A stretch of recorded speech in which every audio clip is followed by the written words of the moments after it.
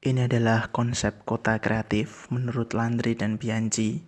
Yang pertama adalah mengubah rintangan menjadi kreativitas. Jadi sebuah rintangan itu adalah kesempatan.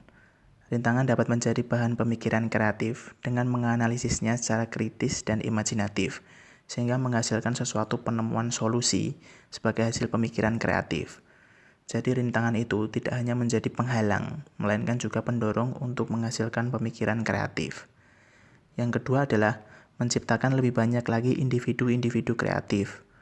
Konsep kota kreatif ini juga membutuhkan individu-individu kreatif, di mana individu inilah yang kemudian itu mengolah kota dengan lingkungannya, sehingga terbentuk lingkungan yang kreatif. Yang ketiga itu menggunakan katalisator berupa ruang kreatif baik fisik maupun non-fisik. Ruang kreatif di sini berupa ruang yang inspiratif yang berperan dalam proses kreatif dan ruangan yang dapat mewadahi kegiatan, mengubah ide menjadi ruang yang produktif. Jadi ide-idenya itu akan menjadi suatu kumpulan orang-orang yang memiliki ide sehingga mereka dapat produktif. Dan ruang tersebut juga dapat berperan untuk mendorong interaksi manusia, di mana manusia dapat bertukar pendapat.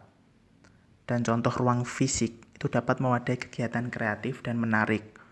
Jadi orang itu untuk berinteraksi, itu contohnya ruangannya itu adalah ruangan publik atau public space. Sedangkan kegiatan organisasionalnya itu dapat menjadi ruang non-fisik yang memfasilitasi interaksi sosial. Yang keempat, yaitu adalah menyeimbangkan kosmopolitanisme dan lokalisme kota. Sebagai akibat dari makin majunya kota, kita terkadang tidak sadar bahwa nilai-nilai yang lama itu tergantikan oleh nilai-nilai yang baru. Sebenarnya tidak ada masalah dengan nilai-nilai yang baru yang banyak muncul itu. Hanya saja disayangkan ketika hilangnya nilai-nilai yang lama. Untuk itu sebuah kota itu harus menyeimbangkan antara kosmopolitanisme dan nilai-nilai lokal. Jika identitas lokal terlalu banyak terkikis, maka kota akan kehilangan ciri khasnya. Oleh karena itu, prakarsa internasional harus dibangun dengan tujuan memperkuat budaya lokal dan menunjukkan kekhasan dari kota tersebut. Yang kelima, itu adalah partisipasi masyarakat yang tidak hanya sekedar slogan. Jadi peran partisipasi di sini adalah dalam menumbuhkan rasa kepemilikan dari masyarakat terhadap lingkungan kotanya, di mana masyarakat lebih berperan sebagai stakeholder. Sosialisasi dan dukungan dari masyarakat itu dapat diperoleh ketika mereka sendiri merasa terlibat dan merasakan manfaat langsung dari kegiatan atau proyek yang melibatkan mereka.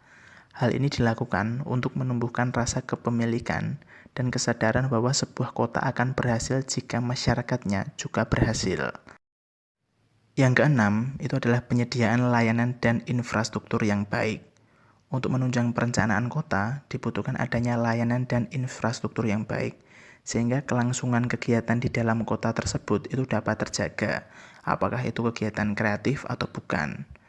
Yang ketujuh, manajemen birokrasi yang praktis dan efektif. Birokrasi pemerintah yang berbelit-belit itu dapat menghalangi kemudahan warganya dalam menampilkan atau memamerkan produk kreativitasnya. Dengan birokrasi yang praktis dan efektif, itu akan menciptakan suasana kreatif yang terorganisasi dan kompak, baik dari pihak kreator maupun pihak pemerintah.